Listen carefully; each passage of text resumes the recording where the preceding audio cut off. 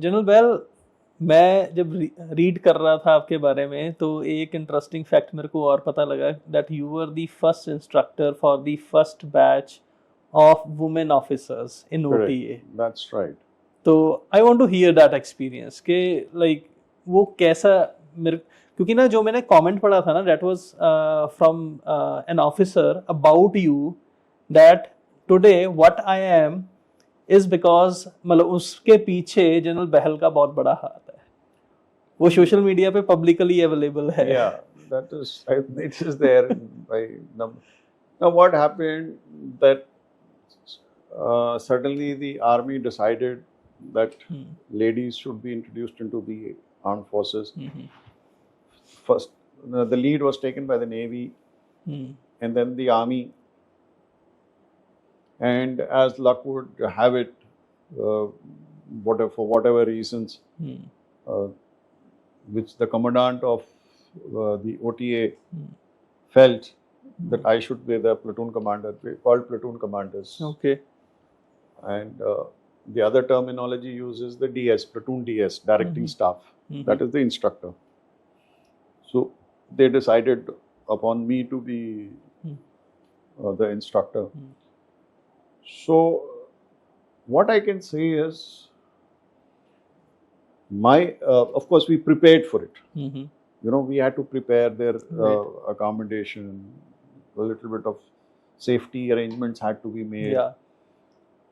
The dresses had to be designed. It's not easy. Suddenly, you know, because you're in uniform, the same uniform is not applicable. Then their physical training tests, etc. So there was a lot of preparation which went, about 6 months went behind this, preparing to receive them. Yes. So they joined in September, and what I found was the most enthusiastic lot. Okay.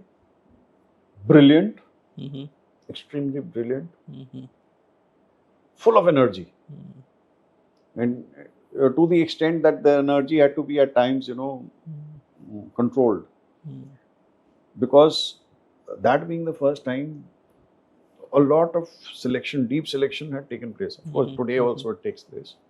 And then there was a lot of media attention. Okay. It has to be. Yeah, and it was in the backdrop that there were some misconduct allegations in the US Navy going around at that particular time. Okay. And it was a big thing, news which was making. So the army was also, you know, very careful. I never got any diktat to say that you got to be careful, because I assumed it was my responsibility to make sure that these 25 lady cadets have to be trained properly. They have to be, you know, they must pass out with high standards.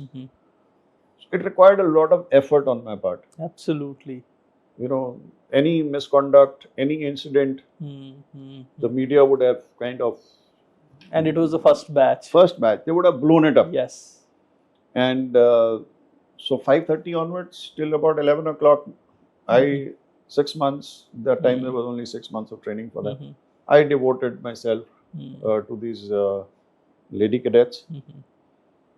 I was present everywhere. A very good experience. And the best part of it is I still remain in touch with all of them. Yeah. And I'm happy that they have all done very well. They did well in the armed force during their tenure and subsequently also. And I must narrate to you that one of the lady cadets, when she would run, she would leave. She would be the first, and she would leave the gentleman cadet at least 200 to 300 meters behind. She's here in Chandigarh. Okay. And she's Lady Cadet 1001. Priya Jhingan, Major Priya Jhingan. She's written a book also about her journey. Very and nice. she stays here in Chandigarh itself. A very energetic lady, done well for herself. Oh, wonderful. So I'm in touch. There are 2-3 of them here in Chandigarh. So I have a question here. Like, what difference do you feel like after women joined the Indian Armed like forces as an officer? So is there any difference coming up, or like what like betterment you have felt, or what kind of vision now we see like with all the both the genders? You see, initially it was very tough because officers are supposed to lead men, Hmm. and psychologically, culturally, it was a difficult thing for the entire, I think, lot Mhm. army to kind of accept their presence Mhm. Mhm. and their authority that they wish to exercise. Right. So there was reluctance, Hmm. there were teething problems, but today I must admit that they are seen as normal officers all around, Yes. Yes. and they are as good, Hmm. sometimes better in Mhm. many fields Mhm. with the as their other male counterparts. Mhm. They are there leading from the front, Mhm. and today they are commanding battalions. They have been given permanent commission Mhm. and doing very, very well. I think I would rate them as at par Hmm.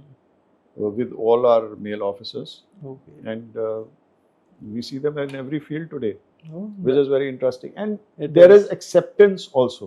Right. Right. Right. Now, over a period of time, I'm talking about what, 93. Hmm. Mhm. Today, it's been 30 plus years. Yes. So there is acceptance which has taken place, Yeah. and the men have also accepted it. So have the male colleagues, Mhm. Mhm. and they're very much a part of our army. And I think it gives a Mhm. there is a balance which needs to exist, and it's existing. It is existing. Oh, Yes. great. There was reluctance earlier, and Hmm. it happens with anything when you introduce something new. Right. Right. Right. So, but today it's accepted, doing well. Yes. One is very proud of each and every lady officer Mhm. Mhm. who's there and contributing towards national security. Yeah.